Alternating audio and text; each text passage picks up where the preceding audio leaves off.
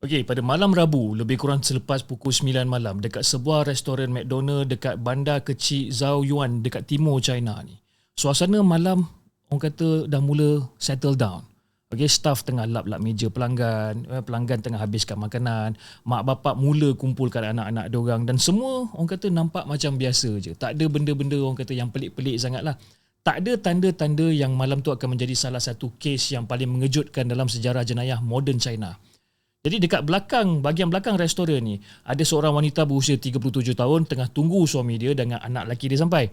Jadi dia ni bekerja sebagai orang kata retail assistant lah dekat sebuah pakaian ataupun sebuah kedai pakaian dekat dalam kompleks yang sama di mana terletaknya McDonald tersebut. Jadi macam biasa, lepas dia habis kerja, dia dah habis shift, dia pun turun pergi ke McDonald, duduk sekejap, tunggu family dia datang lah, tunggu lelaki dia, tunggu anak dia sampai.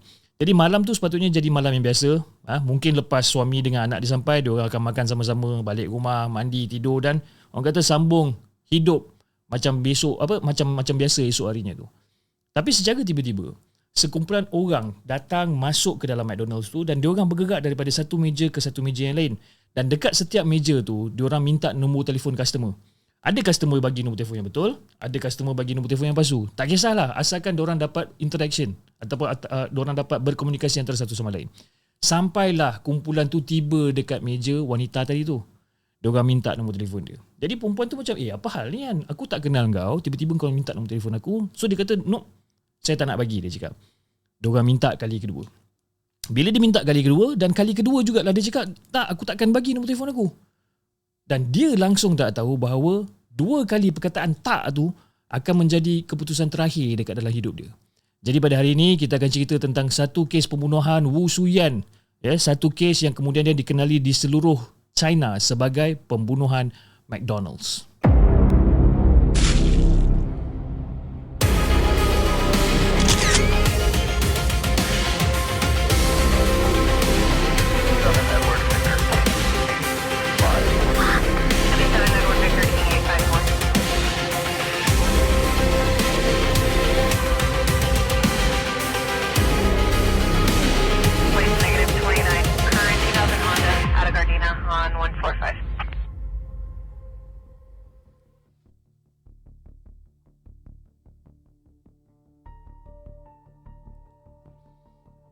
Okay guys, Assalamualaikum dan selamat datang ke Rotonex Podcast. Apa khabar telur-telur sekalian? Saya harap anda semua dalam keadaan sihat dan make sure korang subscribe channel ni, make sure korang share juga kepada rakan-rakan anda. Okay, jom kita sambung cerita tadi.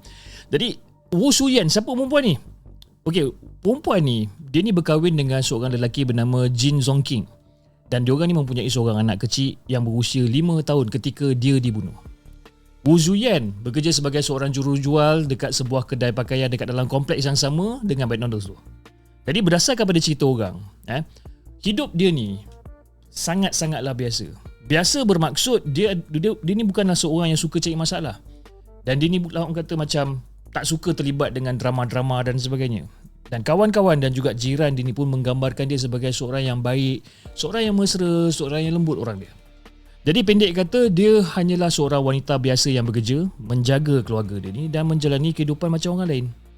Tapi tak ada siapa sangka bahawa satu malam tu, wanita biasa ni akan menjadi tajuk berita nasional dekat China pada ketika tu. Pada malam 28 Mei 2014, Wu Suyan turun pergi ke McDonald's untuk menunggu suami dan juga anak dia. Dan ketika itulah ada kumpulan 6 orang masuk ke dalam restoran tu. Dan saksi kemudian menceritakan bahawa kumpulan tu bergerak dengan cara yang agak tersusun guys. Okay?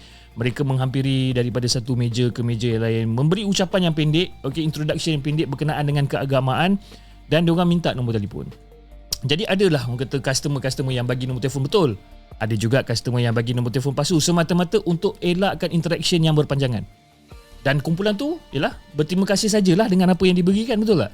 Jadi lepas diorang dapat nombor, diorang geraklah pergi ke meja seterusnya. Diorang buat benda tu, buat sehinggalah diorang sampai dekat meja si Wu Suyan ni. Bila sampai dekat sini, ada sedikit pencanggahan tentang siapa yang mula-mula menghampiri perempuan ni. Jadi menurut pada laporan China Central Television, orang pertama yang bercakap dengan perempuan ni adalah Zhang Lidong, lelaki yang berusia 54 tahun dan ahli yang paling tua dekat dalam kumpulan tu. Kira macam otai lah. Tapi dalam keterangan mahkamah pula, Liu Yingchun, mengatakan bahawa orang pertama yang meminta nombor telefon dia adalah Zhang Heng.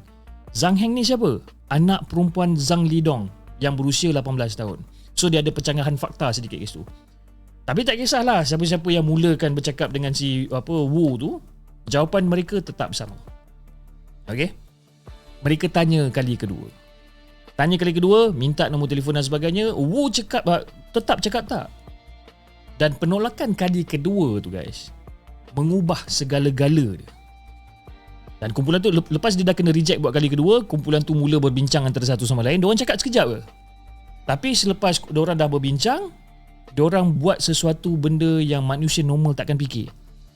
Diorang buat keputusan bahawa penolakan Wu Zuyan tu adalah bukti bahawa dia ni adalah iblis. Dia tak nak bagi nombor telefon. Diorang tuduh perempuan ni iblis, roh yang jahat. Entiti yang jahat kononnya sedang menyedut tenaga spiritual mereka hanya dengan duduk kat situ dan berkata tidak. Perempuan tu tak bagi nombor telefon je. Tapi dekat dalam kepala budak-budak ni ataupun kepala kumpulan ni, 6 orang ni, diorang cakap yang si Wu ni adalah iblis. Dan diorang ni memutuskan keputusan bahawa iblis perlu dihapuskan. Jadi ahli kumpulan bernama Zhang Feng ni, diorang bergerak dulu. Diorang mengambil sebuah kerusi dan pukul Wu Zuyan dengan kerusi tu. Si Wu of course lah, bila dah kena pukul confirm lah dia cuba untuk defend dia punya diri kan. Jadi bila Wu berlawan, itu seolah-olah mencetuskan serangan daripada ahli kumpulan lain pula. Zhang Lidong tak tahu entah macam mana, dia bawa masuk mob dengan juga pemegang besi yang ada dekat dalam restoran tu, dan dia menggunakan pemegang mob tu untuk memukul kepala dan juga muka Wu berkali-kali. Dia bukan pukul sikit-sikit guys. Ini pukul full swing je. Okay, dia pukul full swing dia kuat sampai pecah muka dia ni. Sampaikan kayu mob tu pun patah. Kau bayangkan. Jadi si Zhang Fan ni pula kemudian melompat ke atas kepala dia dan juga muka dia sambil menjerit kepada orang lain untuk terus pukul si Wu ni. Dia siap panggil geng ni untuk Royal Rumble si Wu ni. Jadi selepas pemegang mob tu patah, Zhang Lidong ni menarik Wu keluar daripada celah meja dan terus menendang serta pijak kepala dia pula. Lagi seorang ahli kumpulan, nama dia Liu Yinchun. Dia terus tendang je badan si Wu ni. Dan sepanjang serangan tu guys, Wu Zuyan ni menjerit minta tolong dan sebagainya. Jadi kau bayangkanlah kau tengah lepak dekat McDonald's, suasana dekat McDonald's tu orang ramai kat situ, staff ada dekat situ, pelanggan ada kat situ, budak-budak kecil mungkin ada kat situ. Dan dekat tengah-tengah restoran ada seorang wanita yang sedang dipukul beramai-ramai. Kalau kita, apa kita buat? Dan salah seorang daripada diorang punya cult ni ataupun diorang punya group ni jerit dekat Wu ni. Dia kata, matilah kau ni roh jahat, kau ni iblis, kau matilah kau, dia kata. Dan ada lagi seorang ni dia pergi pandang muka customer tau. Dia pandang sebab ada satu customer masa tu dia tengah bawa macam phone lah, dia tengah record Dia jerit dekat customer ni. Dia cakap, siapa yang masuk campur, kau pun aku bunuh. Jadi pada ketika tu ada seorang pekerja McDonald's cuba untuk telefon polis dengan menggunakan telefon yang dipasang pada dinding dekat dalam restoran tu ada satu telefon dekat dinding. Dan dua ahli kumpulan tu nampak. Dan diorang terus baling helmet dekat arah pekerja tu. Jadi serangan kepada Wu ni terus dilakukan tanpa gangguan. Dan rakaman CCTV menunjukkan sekurang-kurangnya 5 orang lelaki muda yang berada dekat dalam restoran tu ketika serangan tu berlaku. Ada yang bergerak ke tepi, ada yang berdiri dekat pintu, ada yang masih duduk dekat tempat duduk masing-masing. Tak ada seorang pun manusia yang bergerak untuk bantu si Wu Zuyan ni. Dan bahagian ni lah yang buat ramai orang marah. Even aku research pasal cerita ni pun, aku jadi marah. Sebab kenapa? Sebabkan penyerang tu dia bukannya bersenjata dengan pistol. Dia tak ada parang panjang dan sebagainya. Diorang hanya menggunakan kerusi dan juga batang mob. Dan kumpulan tu terdiri daripada 5 orang dewasa dan seorang kanak-kanak.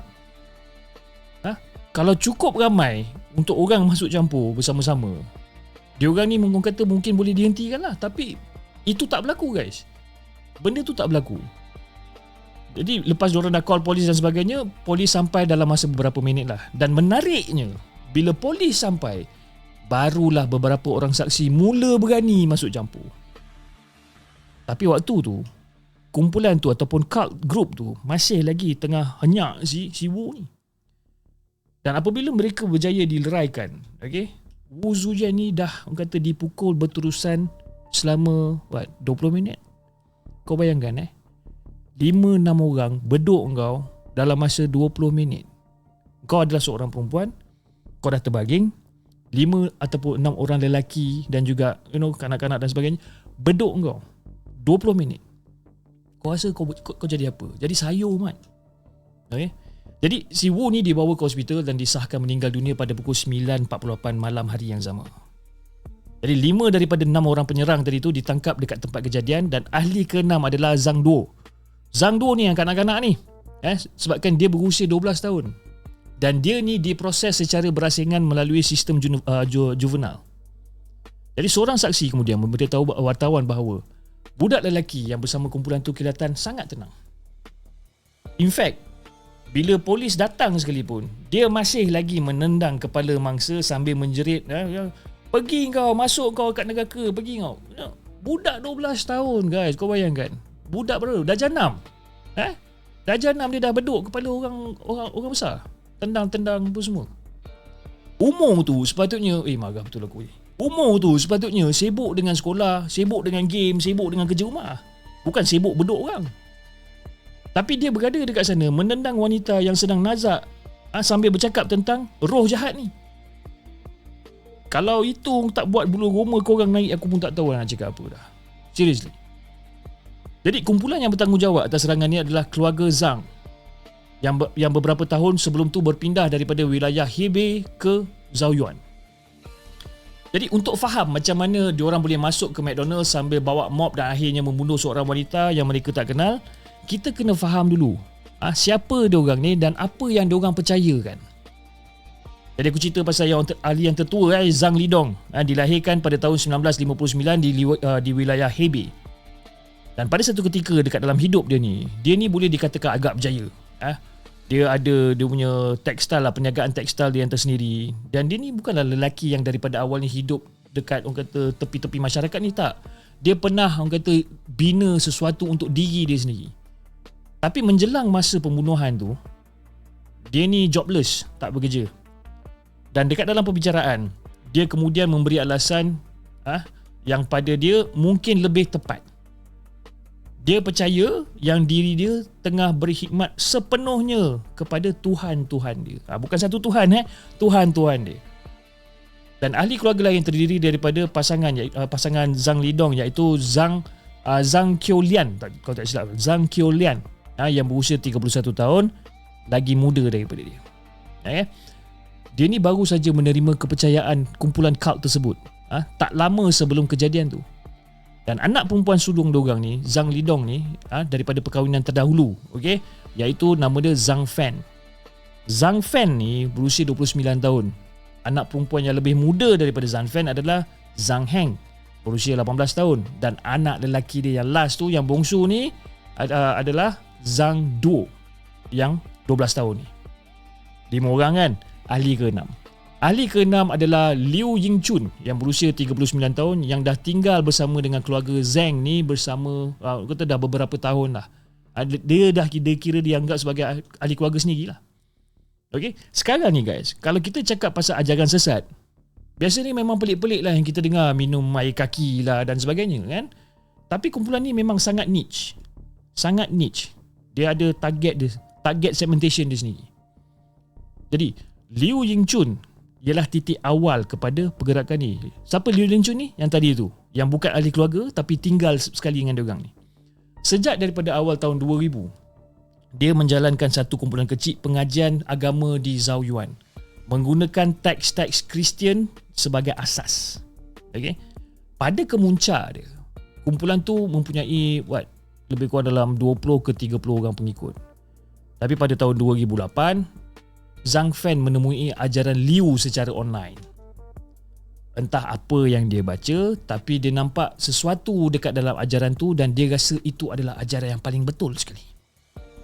Jadi pada musim panas tahun berikutnya, 2009, Zhang Fan mengajak mak dia ni masuk ke dalam kepercayaan tu. Dan melalui mak dia lah juga, membawa ke seluruh keluarga untuk percaya dengan ajaran tu. Satu family, keluarga Zhang berpindah ke Zaoyan. Satu tingkat bangunan sewa diorang ni digunakan untuk sisa perniagaan tekstil lama Zhang Lidong ni. Satu tingkat lagi digunakan untuk perjumpaan keagamaan diorang ni. Jadi lama kelamaan, ajaran kumpulan tu semakin lama semakin kecil dan semakin ekstrim. Dan akhirnya mereka sampai kepada satu kepercayaan yang sangat mudah tapi orang kata sangat firm, sangat mutlak. Apa kepercayaan diorang? Tuhan sudah kembali ke bumi. Tapi bukan dalam satu tubuh, tapi dalam dua tubuh yang serentak. Tubuh siapa? Tubuh Liu Yingchun dan juga tubuh Zhang Fan. Dua wanita, satu jiwa keturunan. Dalam kepercayaan diorang, Liu Yingchun dan juga Zhang Fan ni bukan sekadar pemimpin, mereka dianggap sebagai Tuhan, guys. Dan kumpulan ni pernah menerima 2 pendakwah bebas daripada Bautu Inner Mongolia. Okay? Tapi akhirnya 2 orang tu diisytiharkan sebagai roh jahat dan dihalau apabila mereka enggan mengakui bahawa Liu Yingchun dan juga Zhang Fan ni adalah Tuhan. Seorang lagi pernah masuk ke dalam inner circle diorang ni. Dia pun dihalau juga atas sebab yang sama, sebab diorang tak percaya yang Yingchun dan juga Zhang Fan ni adalah Tuhan.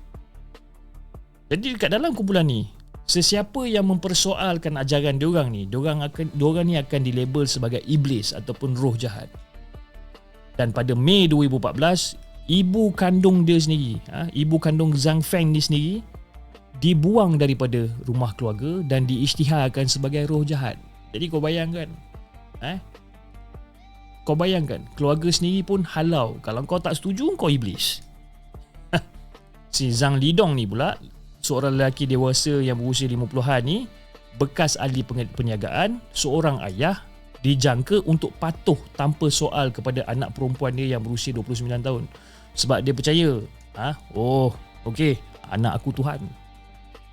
Dan kepercayaan tu, guys, tak goyah sikit. Kau bayangkan. Tak goyah sikit pun kepercayaan. Jadi diorang sempatlah temu bual daripada penjara. Dan 3 hari selepas pembunuhan, pada 31 hari bulan Mei 2014, China Central Television menyiarkan temu bual Zhang Lidong ni dekat penjara.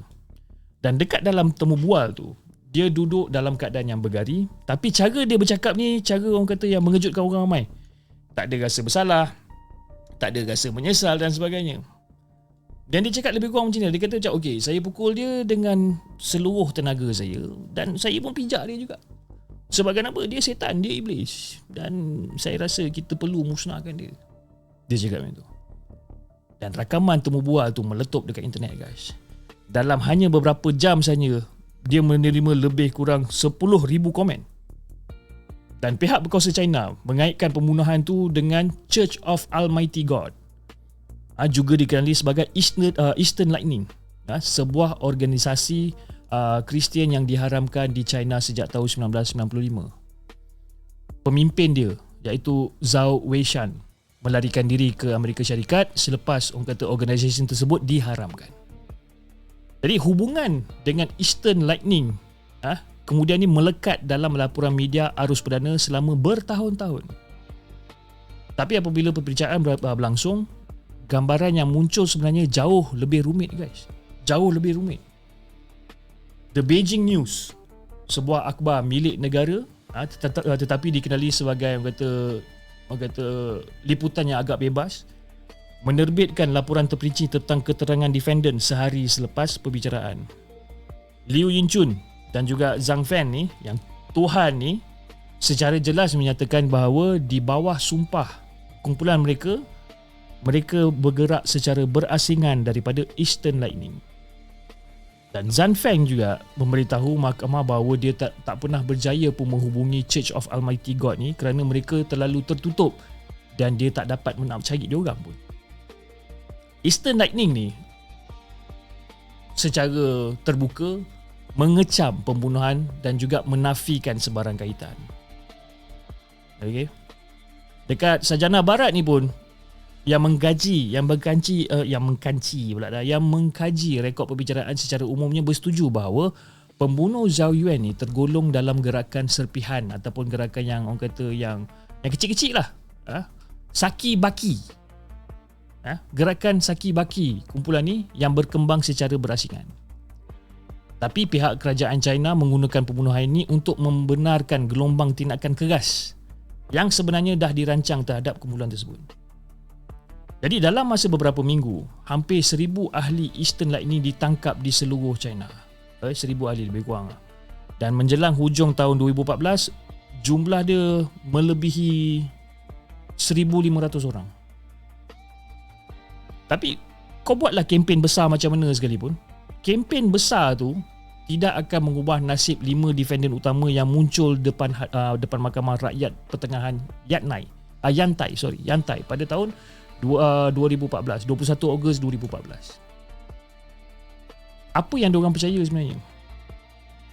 Dalam perbicaraan tu, Liu Yingchun memberikan penjelasan paling lengkap tentang kepercayaan kumpulan tu pada saat serangan tu berlaku. Dia sendiri bagi tahu mahkamah bahawa Zhang Heng meminta nombor telefon wanita tersebut, tapi wanita tu tak nak bagi nombor telefon tu. Si Wu tu lah tak nak bagi nombor telefon tu. Dan bila dia sedar tentang perkara tu, dia percaya bahawa dia telah diserang ataupun kumpulan mereka ni telah diserang oleh roh jahat yang boleh menyebabkan mereka menjadi lemah dan juga tidak berdaya. Dan menurut pada kata dia dan juga Zhang Fan mengenal pasti wanita tu sebagai roh jahat dan mengutuk dia dengan kata-kata. Diorang caci maki lah. Tapi bila Wu tu macam buat pekak, buat tak dengar, itulah dia orang rasa macam ini confirm setan ni. Ini confirm setan ni. Dan dia cakap dalam keadaan tu, dia dan juga Zhang Fan ni semakin sedar bahawa wanita tu kena mati. Kalau tak, roh jahat tu akan makan semua orang. Dan bagi dia orang, pertembungan antara Wu dan juga kumpulan tu bukanlah pertembungan biasa. Itulah kata peperangan antara dua roh. Dua roh, konon-konon roh baik dan juga roh jahat lah. Orang lain tak dapat tengok, tak nampak. Polis pun tak faham. Dia orang je yang faham. Bunyi ni ataupun cerita ni, bunyi dia macam gila guys. Tapi bagi dia orang, benda ni real. Dan Liu Yingchun ni, dia langsung tak menunjukkan orang kata tanda-tanda menyesal ke apa, tak ada. Daripada 5 orang defendant, hanya Zhang Heng dan juga Zhang Qiulian yang mengatakan bahawa diorang ni menyesal. Yang lain, diorang buat tak reti. Bila aku fikir-fikir balik kan, macam apa yang diorang fikir sebenarnya? Bunuh orang, percaya yang dia tu adalah iblis dan sebagainya.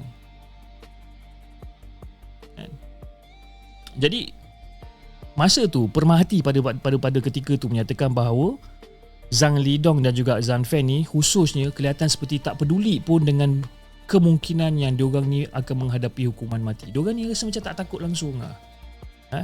Langsung tak takut. Okay? Bagi mereka, hukuman mati mungkin tak terasa macam hukuman pun.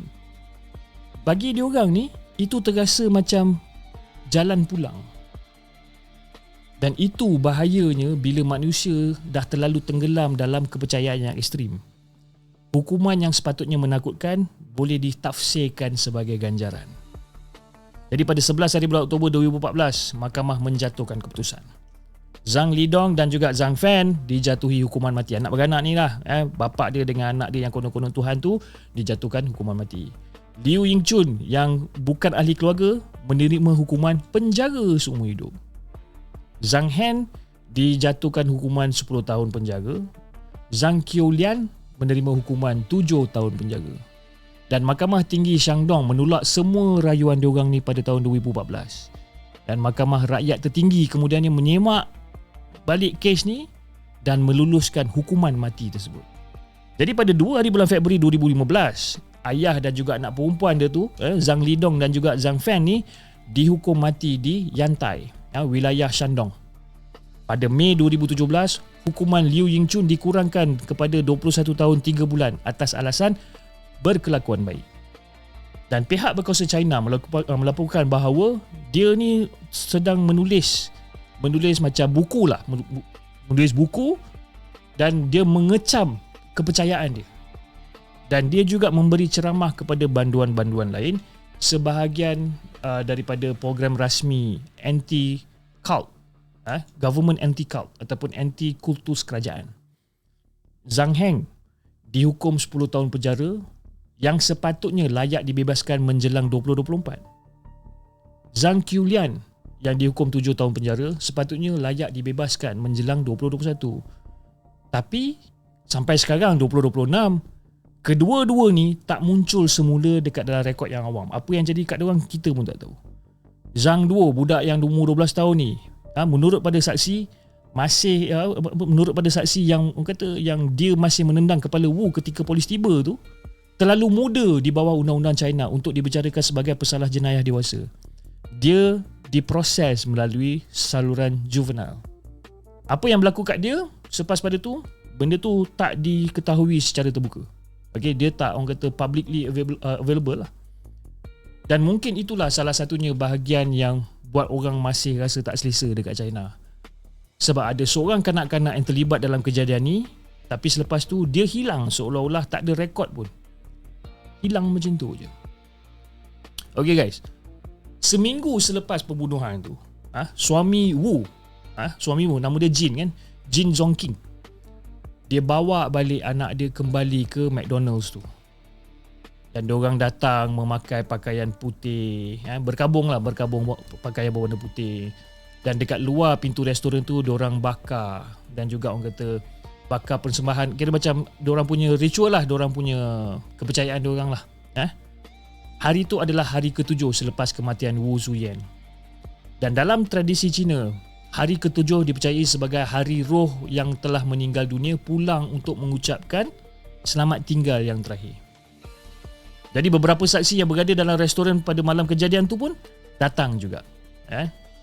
Jadi suami dia bercakap pada wartawan The People's Daily. Dia berkata yang dia tidak memberitahu anak dia tentang kata kebenaran yang penuh tentang apa yang berlaku kepada mak dia. Tapi menurut pada kata dia juga, walaupun dia tak beritahu pada anak dia ni seolah-olah macam faham. Dan anak dia terus menenangkan bapa dia dan minta bapa dia untuk berhenti menangis. Dan anak dia siap cakap lagi, mama tengah tengok kita daripada syurga. Hancur baik. Kau bayangkan kita ayah tu, isteri kita dibunuh secara kejam, anak kita yang masih kecil, yang kau kena berdiri dekat tempat yang sama di mana hidup isteri kau dirampas ni, anak kau yang tenangkan kau. Kadang-kadang dekat dalam kes-kes true crime ni, kita terlalu fokus kepada pembunuh tau. Siapa diorang, apa motif diorang, apa kepercayaan diorang. Tapi dekat belakang tu semua, ada keluarga yang hidup huru-hara dah, yang takkan jadi sama semula macam dulu. Wu Zuyan ni bukan sekadar mangsa dalam video CCTV, bukan. Tapi dia adalah seorang isteri, seorang ibu, seorang wanita biasa yang hanya menunggu keluarga dia datang, tapi tak pernah balik guys. Dan pembunuhan ni mencetuskan satu perdebatan yang hebat dekat seluruh China. Yang menariknya, perdebatan tu bukanlah tentang orang kata hanya tentang cult dan juga agama. Fokus utama orang ramai adalah kepada mereka yang berada dekat tempat kejadian tapi tak buat apa-apa pun. Rakaman CCTV menunjukkan semuanya. Bukan sekadar serangan, tapi juga orang-orang yang menyaksikan serangan tu. Ada pelanggan yang merakam menggunakan telefon. Ada staf yang berundur ke belakang kaunter. Ada lelaki muda yang bergerak ke tepi restoran. Ada yang berdiri dekat pintu. Ada yang masih duduk tengah makan lagi. Dan dekat tengah-tengah tu semua, ada seorang wanita dipukul sampai mati depan mata diorang. Itu yang buat orang ramai marah. Sebab sekali lagi, penyerang-penyerang tu, diorang tak menggunakan senjata api. Diorang ada batang mop, ada kerusi, ada helmet dan kekuatan beramai-ramai. Bagi aku, kalau dengan bantuan orang yang cukup, keluarga kumpulan tu mesti boleh dihentikan lah. Tapi diorang tak dihentikan. Jadi itulah kisah pembunuhan The McDonald's Murder dekat China. Okeylah, aku rasa itu saja untuk hari ni.